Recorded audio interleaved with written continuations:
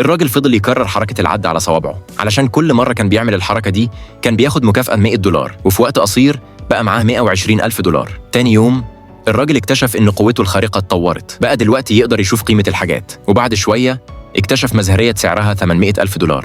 ولما كان لسه هيحاسب، البايع وقفه واتهمه إنه عايز يدفع $5,000 في زجاجة مكسورة. وبعد فصال الراجل في الآخر اشترى الزجاجة $1,000. بعد كده خدوا المزهرية لواحد صاحب محل تحف علشان يقيمها. أول ما شافها اتصدم، لأن المزهرية كان عليها ختم نادر وغالي جدا. وفي الآخر صاحب المحل اشترى الزجاجة ب1,500,000.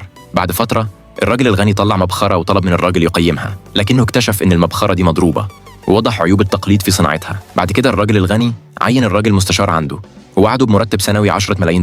لكن البنت قالت إن الراجل كذاب. الراجل الغني شرح لها سبب تعيينه، بس هي لسه كانت عايزة تتحداه في تحديد قيمة الأحجار الخام. البنت بدأت تختار بعناية، بينما الراجل كان قاعد على الكرسي بيتكلم عادي. لحد آخر 5 دقايق الراجل بهدوء مسك حجرين وداهم للموظف، ولما الأحجار اتقطعت الكل اتصدم. الحجر الأول كان سعره على الأقل $10 ملايين، ولما شافوا الحجر الثاني طلع هو كمان ب$10 ملايين. على طول بعد كده الراجل الغني عرض عليه مرتب سنوي $30 مليون بالإضافة لأسهم في الشركة، وطلب منه ينضم لشركته.